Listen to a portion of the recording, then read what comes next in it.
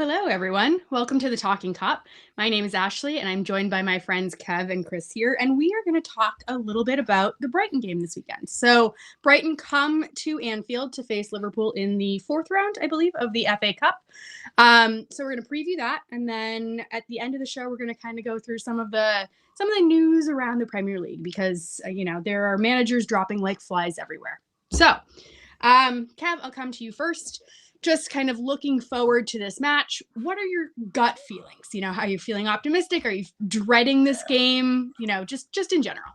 No, I'm looking forward to it. We're in a run of what? Yeah, we're in a run of three and four. So 3 wins and 4. We're finding goals, which is good. Coming off the back of a clean sheet, which is very good. Home game, 8 o'clock Saturday night, prime time. It's an awful lot to look forward to, plus the fact that this is going to be the last time we're going to see the Reds now for a good week, plus a day. So, yeah, no, looking forward to it. And it's kind of it's not pressure completely off, but it's not 3 points on the line. So it's a different type of pressure going into tomorrow night. So, yeah, looking forward to it. Just want to enjoy the rest of my weekend.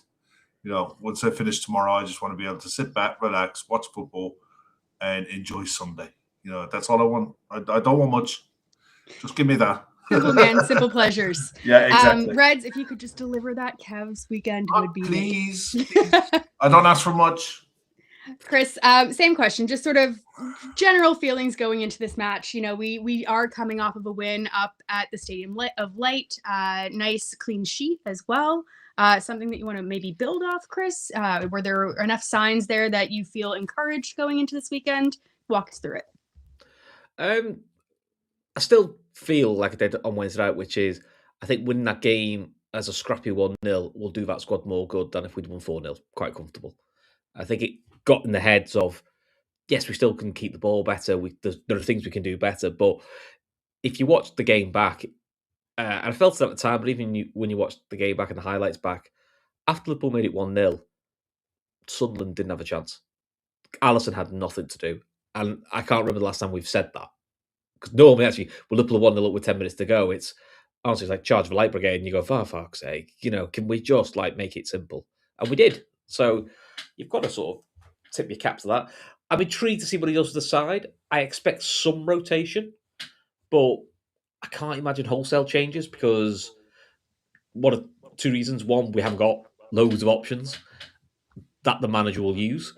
And if I think we make wholesale changes, you don't want to run the risk of another Palace at home in the League Cup situation. I understand why he did it, but I can't see Chiesa and Rio both starting because I'm just a bit like, we've seen they're not going to impact as a start because they haven't been used for months at a time. So, and also Brighton are very good, and I don't expect Brighton to rotate that much because why would they? It's a chance to go to the next round of the FA Cup, and Brighton will fancy their chances because lots of clubs have got points at Anfield this year. But our home record against Brighton's decent. I think played them 9 times in the Premier League at Anfield. I think we've won 6, lost 1. So, things like that on our side. I'd be more worried about this game if it was at their place. Yeah, it's definitely nice for it to be a home game. Kev, in the league, Brighton have sort of been slowly slipping down the table. They find themselves down in 14th place, which surprised me when I read that. They're 7 points above the relegation zone. They've drawn 6 and lost 6 they have 1 win basically in the last 13 Premier League games. Chris said there that he doesn't expect a lot of rotation from them, but keeping in mind that, they don't want to get into a relegation battle and that there is a little bit of pressure on their coach. Do you think there will be wholesale changes from Brighton? We'll talk about our changes in a few moments. Be interesting to see how Brighton managed the 3 games in 7 days. Look, their record at the moment, their last 5 is poor, all right? But they've been in every single game. They have 2 draws, 3 losses. Lost 1-0 to Villa, no disgrace in that. 1-0 against Palace, and I watched that game, and it was just dull. It was really, really dull for a derby game. For a derby game, it was poor. Draw against Everton, and Everton are in flying form at the minute. Fulham 2-1 and Bournemouth 1-1. So, they've been in every game, but at the same time, it's not about what Brighton do, it's about what we do. We don't have the luxury at the minute of, I think, how can I put this? If we had more players available to us, I would have expected a lot stronger 11 to start, but with a lot more changes. I don't think he has the luxury of not making changes. There were so many players flagging in the last 20 minutes of that Sunderland game. And the injury to Wataru Endo, which looks like a really bad one, is a stark reminder that those injuries can happen in a game at any time. And it can happen to anyone. We cannot afford another one. We're lucky in the fact that we got Joe Gomez back at the same time Wataru Endo leaves. But at the same time, numbers-wise, we're exactly the same as where we were before the Wataru Endo injury. So I think he's got to be careful. I'm genuinely delighted I don't have to make this decision because I think he's caught between the devil and the deep blue sea. No matter what he does, he's not going to please everybody. And there's gambles to be taken. He has to take gambles on some players going into this. And ultimately, it's all about getting through to the next round. That's all it's about. It doesn't matter how you do it. It doesn't matter what the performance is like. You just get through to the next round. You deal with it then. The advantage is it's not like years gone by where there was replays. As far as I know, there's no VAR. No, and there's no goal line technology either, which surprised me when I was watching that Hull game. Yeah. Yeah, there was games tonight. Yeah, Chelsea. The last time I checked, they were 2-0 up. Although, for the first 40 minutes or so, Hull was doing quite well. Kumas looked good. He started. Did he? Yeah, he started, so he looked good. Good. Look, I just think that he's going to have to take some risks, and it's going to be settled on the night. There's no replays, so it's going to be settled on the night, and you will need your bench. So it could be a long night because Brighton, for all of the results that Brighton have had, the bad results that they've had, they aren't conceding many. They're not scoring many either. So yeah, I think the manager there is definitely in trouble because look at all the wholesale changes that have happened around the league. He's the next one on the chopping block, really, for the British press to mount pressure on. So, he can take his ticket off the rank and stand behind Arne Slot for managers under pressure at the minute. But there is no doubt that he is under pressure. So, yeah, we'll see. He's a weird one because I feel like he almost as much as Slot and maybe even Thomas Frank I'd throw into this boat as well. Managers that want to play football are having a really hard time this season, a really hard time kind of coming to grips with the direction that the league has been going in. Chris, similar line of inquiry for you with regards to Brighton. They actually do have a pretty good record in the FA Cup. They've knocked out Chelsea, I believe, last year. They've knocked out Manchester United recently. I think the last 3 years they've faced Premier League opposition and knocked them out every time. Meanwhile, this time last year we were getting knocked out against Plymouth Argyle, and we all remember. Yes, we all remember that game. But what are you expecting here in terms of a contest? Because I was looking back and it seems like most of the games with Brighton that we've had are actually quite eventful spectacles. We've scored I think 2 goals in the last several. So I don't know if it's going to be a dull 0-0. What are you expecting in terms of, are they going to put out a strong lineup? Do you think that they're going to go hard? What's just general thoughts, I guess? I think they need to put a strong lineup and show a bit of a performance. I think the manager probably needs that. I don't know what Kev's saying is they have been in a lot of games, but I think Brighton have had the same problem we've had quite a bit this season, which is in this run recently is a lot of those losses and draws have all been games they've been leading or been in and they've given away late. They've lost an awful lot of games or drawn an awful lot of games with late equalisers, late winners. I think that is becoming a bit of a habit. Quite surprised your mate Van Hecker seems to be a bit in and out. He's very hokey-cokey using him at the moment. He doesn't seem to be quite in the side as much. Which Yeah, I I'll don't be know what honest, if he that's all isn't, about. which if he isn't, is a good thing because he's a good. He had It's a like good a player. wonky injury that was unexpected, but I don't think he's expected to be out in this game. No, I wouldn't have thought so. And then you've got your man who should have been sent off in the Anfield game, but he's a good player. I was quite surprised they let Gruder go on loan. That was a weird loan for him. Yeah. Yeah, I think he's done it for regular football, more regular football, because I think he wants to get himself in the German squad. But he kind of feels like the sort of player Brighton wants. He's the sort of player that I'm quite glad when he doesn't come on or doesn't start for Brighton, because I just feel he's a bit of a pain in the arse. But I mean, look, they've got Matoma. And listen, when we beat them last time, the Matoma wasn't fully fit. You know, they could play the two M's on either wing, and that's going to be a problem. And then I would expect Danny Welbeck to be fit for this. And Danny Welbeck's record against Liverpool's pretty decent. He actually always tends to play well. He's a good player. I would expect Baleba to start. So I'm not expecting too many changes. Maybe the keepers will swap, because I think just in domestic cup games, everyone swaps the keeper, as will we. I don't expect Alisson to start. I'd be surprised if Alisson's in the squad. I think he'd be one of the few that'll be told, go home, put your feet up, rest those hamstrings, and see you at Forest. Yeah, so I guess for their possible starting lineup, we'd probably have Jason Steele in goal. Maybe Veltman, Dunk. Is it Boskelgi? I don't know how to pronounce his name. I'm just butchering it. De Kuiper, Milner maybe starts. Baleba, Minta, Ruder, Matoma, and Welbeck would be my guess. I would think Hinchwood might start over Milner. Okay. Just for a bit of energy, and then Milner is the ultimate. He's going to come on in a sub. Now. Okay. Yeah. I mean, although Baleba didn't Baleba go off injured for them in the Villa game? He went off quite early, I think. So I think he's still available, though. I don't think he's out. Yeah, I think maybe he might be one of those like 25% doubts. But I think the only people that are truly ruled out for this is Seamas, Webster, Solly March, and Ayari. Those are the ones that are injury. I think Wiefer is available to return after, I guess he had like a toe problem. I don't know. That's what it says. So, yeah, let's start with our lineups, Kevin. I'm going to come to you first, because prior to this show starting, Kev's was talking 12 about changes. Wholesale changes. And yeah, we were, I don't know if I was going to do that. Well, go ahead. You go ahead. If you're the coach, right, what are you going to do? And then give us a realistic lineup afterwards. No, this is realistic.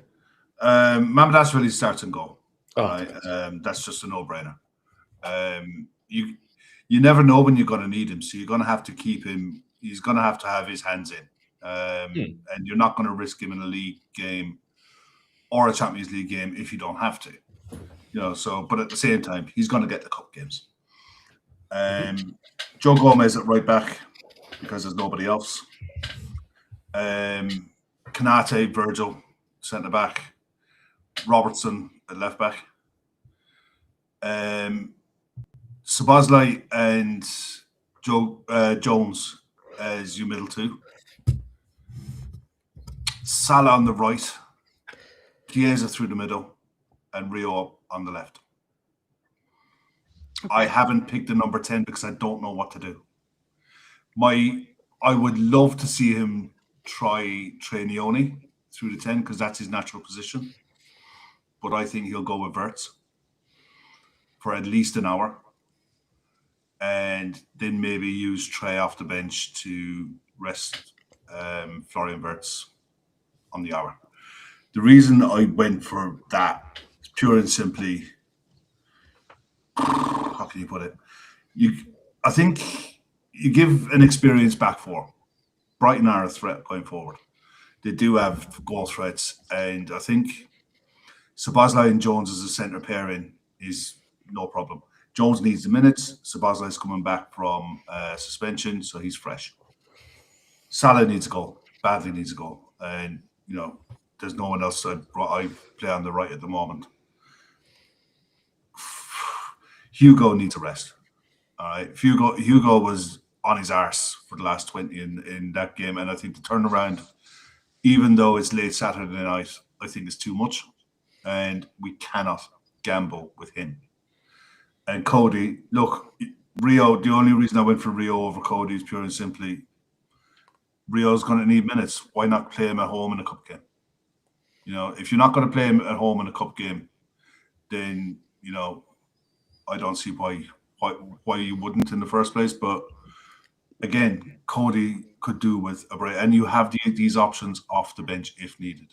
You have Hugo, you have Cody, you have Gravenberch, you have McAllister. What was your right back? Joe Gomez. Okay, so you're gonna have basically Nallo as our only kind of defensive backup. That's all we got. Do you think that Joe Gomez is fit enough for 90 minutes? Yeah. No, I think he'll probably get 60, 70. And then Szoboszlai go right back. Or Jones, more than likely Jones. Yeah, one of them. Well, Szoboszlai had the week off too, exactly. So he's going to have less minutes in his legs. It kind of depends on what you're going to do in the middle of the park. If you're going to bring on, say, Gravenberch and McAllister on 60, 70 minutes, then one of them could go whoever's freshest. And that's why I would probably say Jones, and I would probably look to move Szoboszlai out into the right wing. Okay. At that stage, and bring Sal off. So my one fear with that lineup is that it's very similar to the Palace lineup that basically kind of got us kicked out of the other cup. It's a stronger back line, but a front line of Chiesa and Rio there. I don't know. Look, at the end of the day, if it's a straight choice between Hugo being rested in a league game or a Champions League game or an FA Cup game, I'm resting him in the FA Cup game. Yeah, I don't have a problem. I don't have a problem with changing one of them. So either moving Gakpo to center forward and having Rio out on the left wing, or having, I think Ekitike is the one that needs the rest. You could do Chiesa through the middle and Gakpo on the left wing as well, but I don't think he'll do that because I just don't think he thinks that Chiesa has the legs. But that's just me. I totally understand the argument for it. Chris, are you going to make any changes to what Kev has put out there as sort of an 11? Back four makes sense. Midfield 2 makes sense. I think he will start Wirtz because I think he just wants to ride the fact he's playing well and getting him in a rhythm of 3 games a week football I know it's not the Premier League, but in England. Salah starts on the right. See, in my head, it's either going to be Hugo through the middle with Rio on the left, or he'll put Gakpo through the middle and one of Rio or Chiesa on the left. I can't decide which way he's swing because I know what Kev means. He did look tired, but it was a very energy sapping pitch because it was soaked, that pitch, as how much he took out of it. So that's what I'm trying to work out. What does he think? Does he think, can I get an hour out of Hugo, almost get those in a winning position, and then you bring on Gakpo and Chiesa to see it out? Or do you go the other way, start a Gakpo centre forward, and I bring Chiesa on with half an hour? I bring Hugo on with half an hour to go to win the game, hold the game out, give us another threat, which I kind of torn between the two. You can do. You can make an argument for either. I'm not particularly bothered either way. It's definitely a first goal game, though. I think if we go behind to Brighton, that's going to be a real pain in the arse because they're very good then at making it difficult for us. Their style of play won't help us, and they're another footballing side. And despite the City game, which probably dispels this thought, generally that suits us better. So that's why I wonder if he may go slightly stronger in a front three to try and win it on the hour and take the risk. And if on the hour he hasn't, he just says, Hugo, you're getting an hour. I don't care if we're 4-0 up, 4-0 down. You are coming off on the hour. That is cast iron. Or vice versa. You're only getting half an hour. Because the other thing we've got to remember is there is extra time in this. I've just Google it. I can't remember if there was. But there is extra time. And that's extra time and then penalties, I believe. So again, that's a factor they might want to play, which is why maybe I think we do Gakpo as the 9 and one of Rio Chiesa on the left, and Hugo is your backup for the last half an hour / hour if it goes to extra time. Which is it? There's every possibility because Brighton are a good side. I think I'm probably in line with Oz Kopite here. So he has Marmardashvili in goal, Szoboszlai right back, Konate Virgil. I'd actually probably put Kirkez in instead of Robertson, just given the fact that he had a rest midweek. But I could go either way there. I would go Gravenberch and Jones. I think Jones deserves a start. I think McAllister, he did a lot of work, even though he didn't look spectacular in the Sunderland game. Looking back at his stats, he did do a lot of work. So I think he could benefit from a rest. I think Wirtz does get the start, but probably only gets 60 minutes. And then I think I like the forward line of Salah, Gakpo, Rio, if that's what we're going for. I just don't think he's going to play Chiesa out on the left wing. He hasn't chosen to do it so far. And I think Ekitike is the one that I want to almost bubble wrap the most. Joe Gomez, I think you have to almost, it's like where he was before, where, you know, you almost keep him in bubble wrap and he's your insurance policy on the bench. And I know that doesn't make people happy because we have players that need rest, but I don't know. In terms of what I've seen Slot do in the past, I just think he's probably going to be more of the same. You know, Bonkers throws in Virgil needs a rest. There is a very good shout with that. You know, would you play Gomez and Kanate together as a center back pairing? Maybe, but I doubt it. You know, but I do think there's a shout there. It was interesting that he was asked about that in his press conference, and he really spoke about how Virgil kind of keeps himself in peak physical like conditioning and how, you know, he's fortunate that he has been able to have him, but you know, it's not something I want to be doing long term, especially not next year. Kev, I'll come back to you. Oh no, go ahead. I always think the demands on a centre back physically are slightly different. I think there's not the running that you have to do at centre mid, centre forward, which is I think is why Hugo needs more of a rest. I think Virgil's experienced in the fact he knows how to rest in game, and I think that's why. And you said, listen, it's not just a Virgil thing.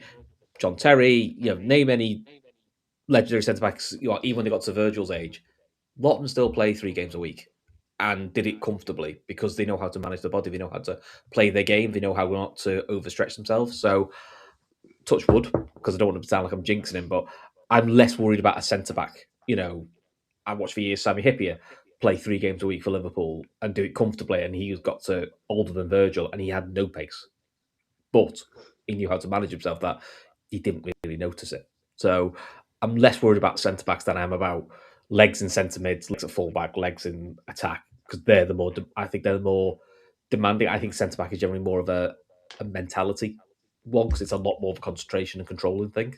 That's just how I see it, I would say.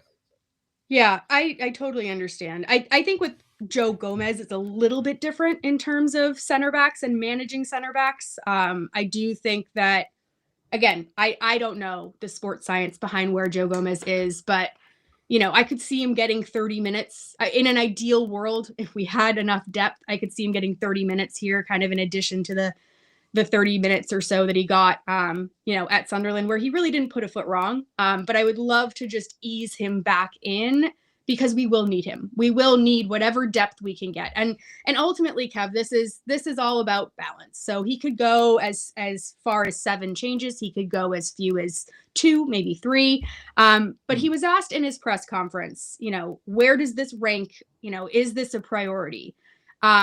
You know, he was specifically asked about dropping out of the other cup, and he basically name checked all 3 things: top 4 or top 5. Basically just Champions League football, the Champions League itself, which we are still in, and this competition. Real Talk throws in here, it's important that Liverpool do go deep in this cup this season. I tend to agree with Real Talk, and I think that he's going to go strong. Do you think that this cup is, you know, as important as Slot is making it sound? Not one bit. Couldn't care less about it. Okay. Give me Champions League football. Give me a good deep run in the Champions League. Possibly go and win it. If it means we go out tomorrow night, I'll take it all day, every day, twice on Sundays.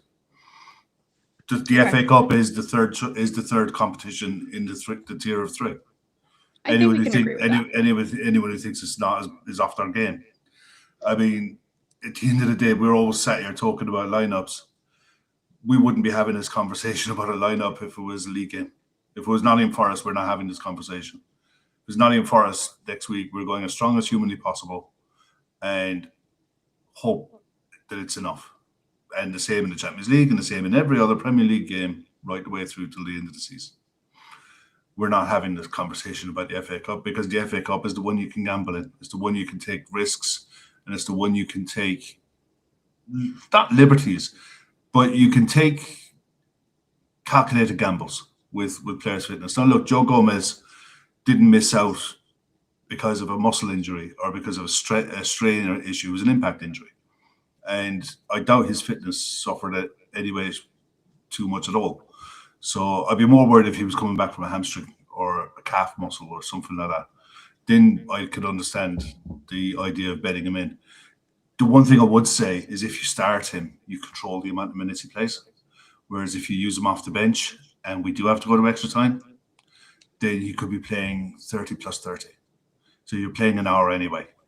Yeah, it's a good point, though. At least if you start him, you start more solid. You start with Szoboszlai in his preferred position, and you have the option later in the game to change it if you need to. Plus, if it does go to extra time, you get an extra substitution as well.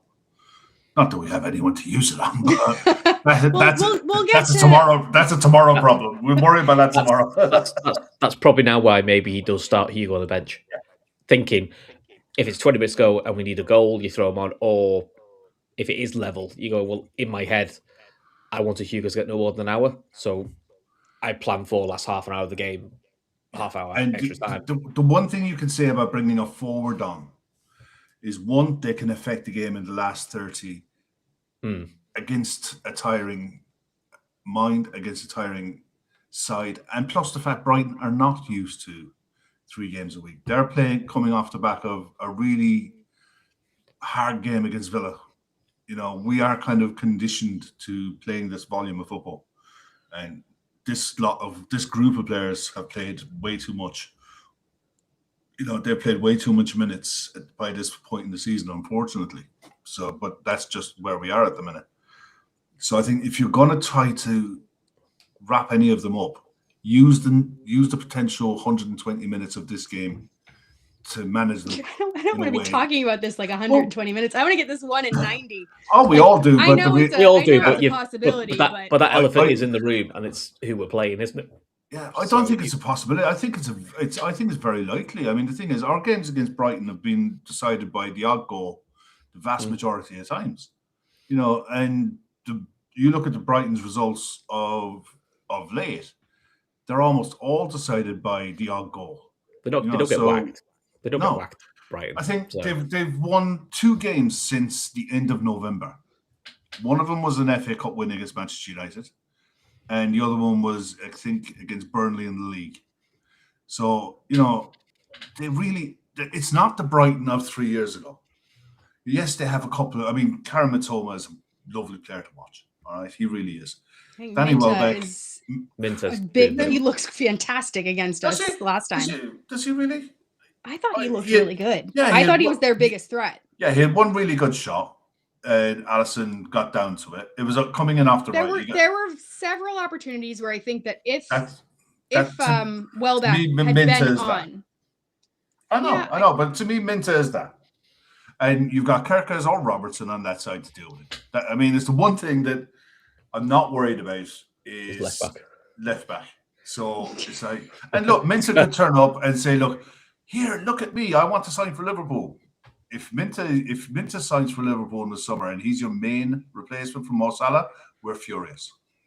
All right, because as talented as he might be, he's not that yet. He might develop into that, but he's very hit and miss. Mitoma, on the other hand, you know what you're going to get. He's a bag of tricks, and he will run at players and bring others into play. He's a very intelligent footballer. I'm not saying Minta's an idiot, but at the end of the day, they're at different stages in their career. And in Danny Welbeck, they have a centre forward who knows how to find a goal. But, you know, the middle of the park is where they're weakest for me. And Baleba's gone right off the boil. Even if he's available, he's gone right off the boil. No one's paying the money for him next summer that they would have paid for them. They might have missed the boat on selling him you could argue the Caicedo style money. Yeah. You could argue, actually, that United bid probably has unsettled him so much. It's probably saved United now 30, 40 million. Because he's Well, probably I going mean, still go to honestly, United. it would be the He it would might be. Sorry, he no, I might go was United this summer for a lot less. So maybe. I mean, it would also be exactly the kind of move that like a Hughes would do, where he finds a player that has a lot of potential that has kind of gone off the boil, maybe gets him for a little bit cheap and then brings him in. I'm not saying that for us. I'm just hypothetically speaking. assuming Hughes is still here. Yeah, well, there's rumors believed. there, but I don't give a lot of credence to Twitter merchants. Okay, guys, yeah, no, I don't enjoy it. I don't find it very fun. But I'm going to ask you guys both for score predictions. Before I do, I want to read this comment out. So Liverpool top 5 and an FA Cup win would be a very successful season. Playing devil's advocate, there is an argument out there that exists that this could be the easiest trophy to win. With that in mind, does that change anything about your lineups? And then let's just go, Chris, let's go you first. Give me your score predictions and your goal scorers and the answer to that question. I'm going to go 3-1. Salah, Szoboszlai, Hugo off the bench. And it'll be 2-1 for ages. And we'll all be stressed. Because thanks for that. That makes that'll me be really excited about tomorrow. Let's be honest, that's just very Liverpool. So that's how I feel. In terms of fifth and I think it was a very good season. I think it is, but if you asked me at the start of the season what was my expectation, my expectation was to be challenging for the league and going deep in Europe. And I still feel with the squad we went in with, that should have been possible. Look, there are other factors that probably took a bigger account than we thought, but if we finish fifth and win the FA Cup, great. Listen, I'll take any cup for Liverpool, but I'm not exactly going to get the bunting out for saying fifth in the FA Cup's like a great season. It's a good season. Probably that's about it. Can I throw and I'm not sure, all and things I'm not sure considered into that? Where it's like all things can. I mean, again, I'm not prioritizing the FA Cup as my number one priority. I think it goes, get Champions League next year guaranteed. That's probably the first priority for me. Then Champions League proper, trying to win that, and then this would come third, roughly. But I do want to throw out the caveat that all things considered, if you did get top 5, which would get you into the Champions League next year, and a trophy after everything this team has been through, whether or not you think that the FA Cup is the most important thing that we can win, especially after Jota, I would consider that a very good season, Kev. I don't know about you. And it is. Just building off of that, what would your score prediction be as well on top of that? Okay, score prediction, I'll go 2-1. I'll go with Virgil and go with Virgil and Chiesa. Ooh. Because I'm sticking with Chiesa playing through the middle. And I think Chiesa playing up front with Wirtz behind him, very interesting. Ooh, that's very interesting link up between two footballers who can interplay with each other. It wouldn't be beyond the realms of possibility that you could see those two form a good partnership with each other. But no, look, if you turn around and said, look, given all things considered, everything where we are, where we were in the 1st of February, and you rock up in May with a trip to Wembley, win a cup, and you're qualifying for next season Champions League. Yeah, that's good. I'm shaking your hand now on that. Yeah, to be completely honest, it's not it's not the most exciting way that we could end the season. It's a good season. But I'm going to shake your hand on that at this point in time. It's a good season. Any season that you qualify for the Champions League, that's your primary objective at the start of every season. That you qualify for the Champions League for next year. That's first on your tick box list of things that you want to. That's your number one on your bread and butter. Yeah, that's number one on your to-do list. If you can win a domestic cup, happy days. Everyone's delighted. Everyone loves going to Anfield South and picking up silverware. Who doesn't? Go well in Europe the European season that you're currently in. Go as deep as you can. We saw with UEFA when they released their money list for massive, isn't it? For what was paid out. by the round of 16, and it's mental. The fact that Chelsea, I think last season got 22 million for winning their conference league. We got I more for coming in first in yeah, that we got first round. we got 95 million for topping the qualifying group phase. It actually we earned more. I think we earned 21 million pounds more than Arsenal last A season. lot of that was due to our TV rights positioning and our previous kind of ratings as well. So just throwing that in there. Yeah, exactly. So at the end of the day, being in the Champions League is important. And if you want, and we know that there's a rebuild, that there's more that needs to be done on this squad next summer and potentially the summer after. So being in the Champions League is paramount.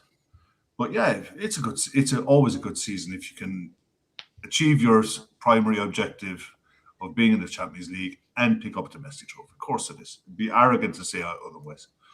But tomorrow night, Brighton, you're not going to come up against Brighton at a better time. You know, the results don't lie. 2 wins since the end of November. You know, and one of them is against the Manchester United side that were all over the show. You know, and the other one was against Burnley. There's something going on at Brighton. And it's something either in the dressing room or something with the manager, somewhat with their model. It's not. There's a lot of talk about the model. There's a lot of talk about the data and analytics that they've been using for years, sort of almost no longer being an edge because of the way that the AI revolution has come into play, in that other teams are able to kind of find similar early picks. It's the next the way edge. Brighton used to be. It's finding the next edge. It's like anything with data. That's the world I work in. If you're not evolving or constantly looking at ways of improving, you get overtaken really, really quickly. I'll be honest, I think Liverpool probably got caught out a little bit with that when Edwards left first time. Is maybe that started to catch Liverpool a little bit. I think that tweaking that again.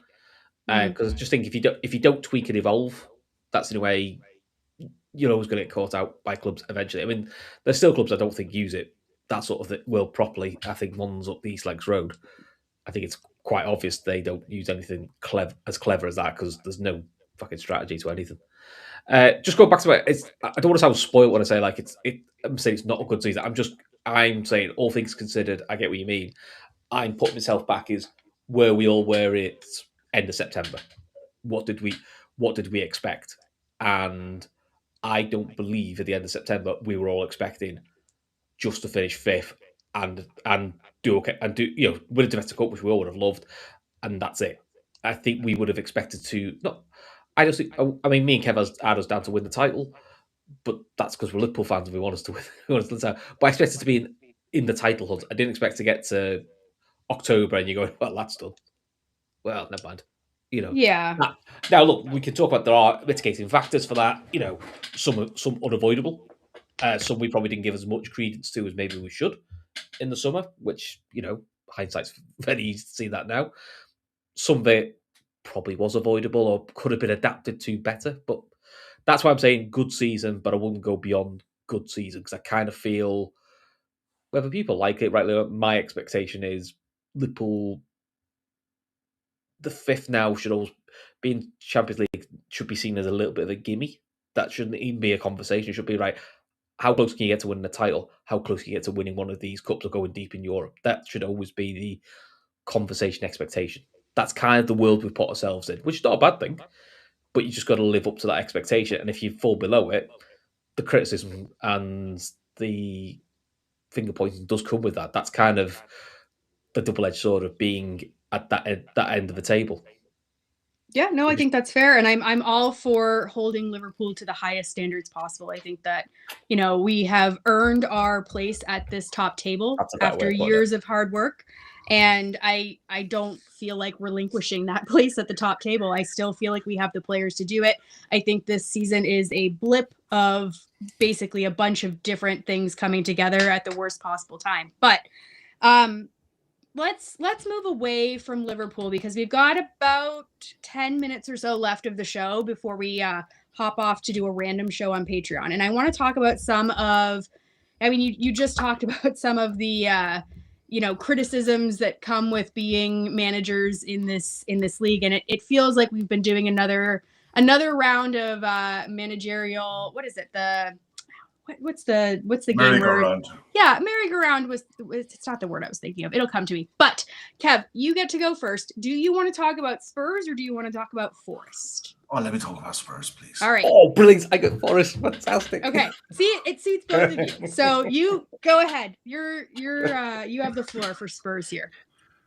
Spurs are getting exactly what they deserve. I have never in my life seen a more entitled fan base in my life than I have the Spurs fan base. I would encourage. Gav did a show, pre-recorded show with Gareth Lawson, Gizmo, and it's available on Spotify for anyone who has access. It's free on Patreon as well. It's free on Patreon, so link down there. And also, it's available on Spotify. But if you go through the QR code there, you'll get it on Spotify. On Patreon. It's so well worth listening to because it's ridiculous what Tottenham Hotspur think they're entitled to. This is a club who've achieved a sweet sum of nothing. They've won one trophy in 40 years.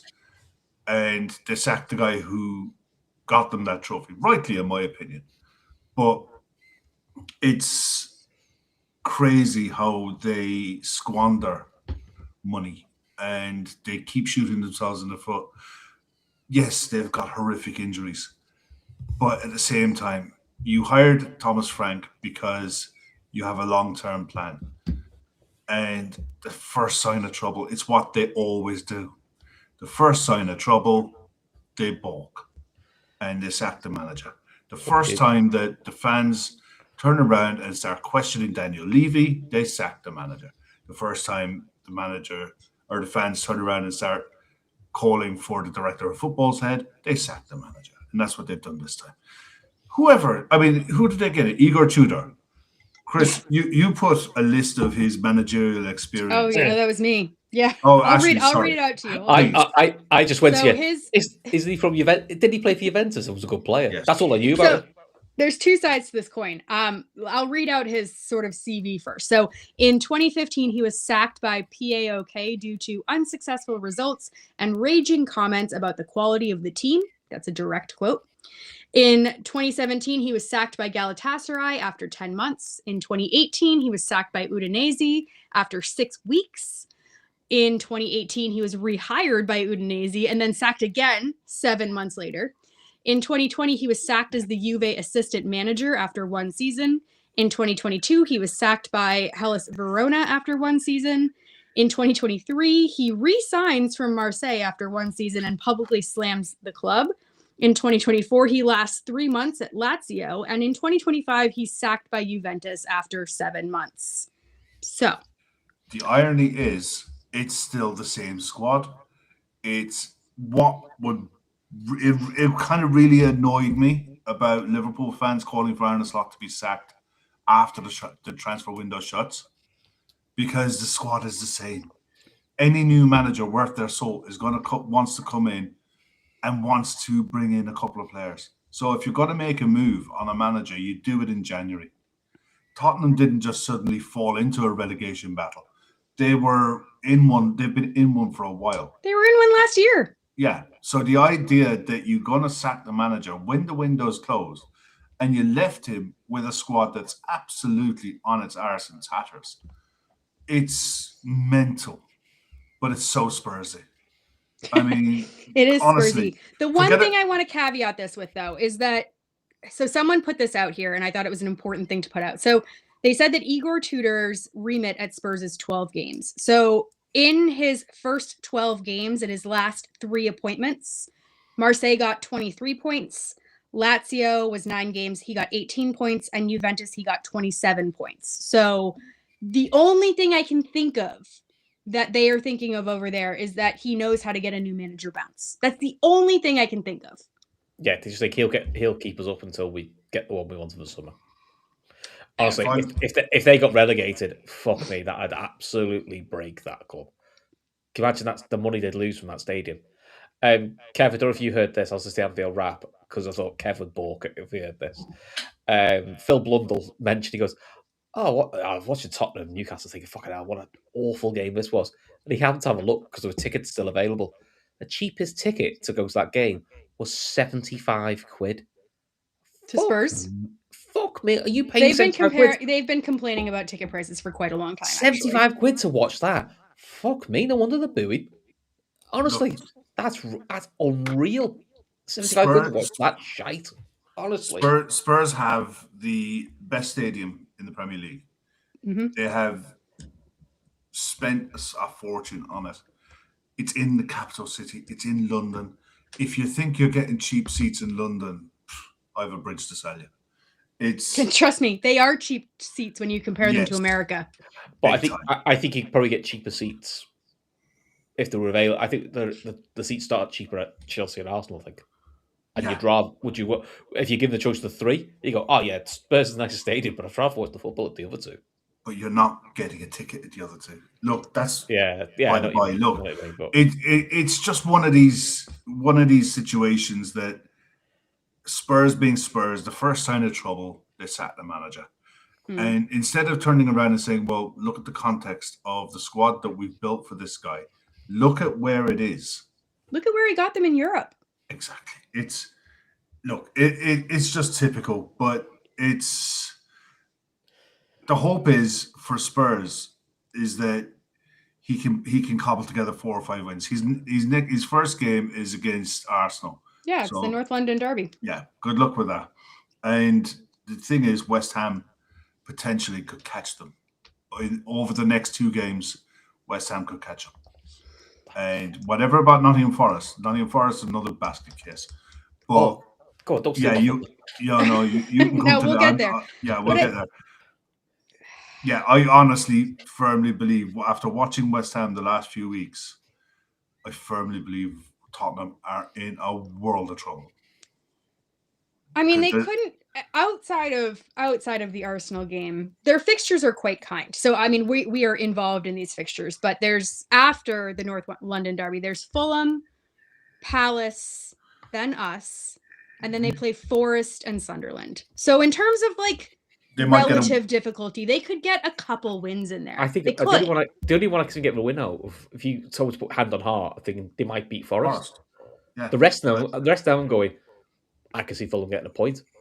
I can see Palace causing them issues. Old School cause them issues. Arsenal will batter them. And who's the other fixture, Dash? Forest. So it's Fulham, Palace, us, Forest, and Sunderland. Yeah. Sunderland is at home though, so I don't think they're getting anything. Well, I was going to say they're shite at home anyway, and we saw Sunderland. The Sunderland are a nightmare. That Broby would have a field day with them. Honestly. Yeah, we'll see. All right. Well, again, couple minutes left, Chris. I don't want to rob you of your spotlight here. So, do you want to talk us through Dyche's firing? Oh, it's fucking funny, isn't it? That club that surprised me. Apparently, he had a record. Most managers that they've created is most managers in one season. Fuck, so what's it called? Watford have done this in the Championship. They've had 4 managers before, but never has there been a Premier League club that have had 4. But listen, the thing with Dyche is, again, this is my Kev's point about Tottenham. The same with Forest is, why sack him now? He had the whole of January. I mean, by the sounds of it, they tried to get Lewis Dunk from Brighton, which apparently surprised Lewis Dunk because he turned it down. Don't blame him. And they tried to get McNeil from Everton. I mean, they didn't get either. But I mean, look, they were playing shite football. But I'd look whoever is making the decisions at Forest, which I think is the crazy owner. Honest to God, if you look at what he's appointed, he started with Nuno. And Nuno plays the way Nuno plays. It's quite defensive. It's not the most safe up, but it's effective. So I didn't want that. Went to Kev's favourite football manager, who has the win percentage of 0.25 and a points per game of 1.5. It's one of the shortest reigns ever. But you looked at him and you looked at Nuno and went, They are the yin and yang of each other. And then you went, I'm going to go back to someone who's basically Nuno but not as good. Played shit football. From the articles I've seen in Athletic, they hated training. They all thought they were going backwards. They're all miserable. No one liked the coaching staff, so it was going well. And then now they've got the lads from Wolves, Pereira, who did well to keep Wolves up, and then probably a bit like Tudor, face planted after he kept them up. So I'm just like going, and I looked at them and went, God, Dyche has actually got the best win percentage of their last 6 managers. And then as someone pointed out to me, that probably includes the Europa Conference. I went, oh yeah, that probably actually hides a lot of but honestly, if ever a club deserved to get you know what would have been interesting because the dickhead is if they swapped managers. Like if Frank went over to Forest and Dyche went over to Spurs. It'd just be funny more than anything else. I just think it'd be hilarious to have to watch Spurs. I think Frank could keep them up. Well, that's what I mean. I think Frank would keep him up, but I also think Dyche would keep Spurs up. And it would be like the worst thing for both of them. Yeah. It would be painful for both of them, but I feel like that's exactly what Spurs need. They need someone that's going to bring them down to reality, where it's like, yeah, you are in a relegation battle, and Dyche is the person to do that for. I don't know. But yeah, honestly, just a wild shout there. Honestly, if any club deserves to get relegated, it's them for just such a mental owner. Just to kind of say to him, look, mate, I don't know how you think it works, but 4 managers a season, whoever you're making decisions with, it's not working. So I kind of feel like you need to start again a little bit. Penny for your man's thoughts, who nearly went to Spurs and then got made to sign a new contract. Gibbs White. Yeah. Gibbs White. Well, he still has a bruise in his back from the gun that was pointed at him. So anyway, I'm just going to leave that at that. We best go. Yeah, allegedly. I'm so sorry. That is totally unfounded and fabricated on my part. Look, guys, I think we're going to leave that there for this evening. We're going to be back tomorrow with our reaction and everything like that. But if you choose to join us over on Patreon, we have a completely random, unrelated football show that is going to be starting in about 4 or 5 minutes. It's going to be Gav, Emmett, and I over there. Again, I have no idea what we're talking about. It could be anything. So the link is there if you'd like to join there. Again, Gav likes to say it's the price of 2 chunky Kit Kats. I like to say it's about the price of a latte or a coffee. 2 double-deckers. Yes, there you go. There you go. All the things. So it's there if you choose, but no pressure whatsoever. We will have a free show back tomorrow. Guys, anything else before we go? Any final thoughts? Oh, good. Chris, anything? No, nothing for me. Hopefully the women win at the weekend. I'm not holding much hope. Chelsea away, great fun. No. got that. Yeah, got that sorry. No. But luckily for the women, Leicester got battered, so the women are guaranteed to not be in the bottom, to not be bottom at the end of the weekend, even if they get beat by Chelsea, which they probably will, because Chelsea are a machine. Although they're not the machine they have been this season, which is, to be honest, probably go for the WSL, but they're not. Makes it a bit of a different kettle of fish. Well, one to watch for sure, especially if it's something that you're interested in. Chris, I'm sure we will update us on that this weekend as well. Yep.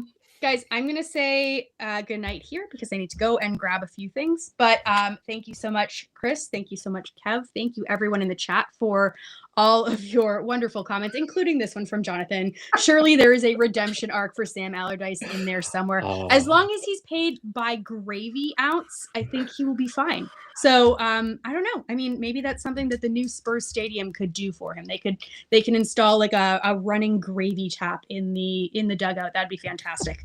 But I think we're going to leave that there for now. Thank you again. And we will see you later. Come join us on Patreon if you choose. Kev, can you take us out of here? Good night, all.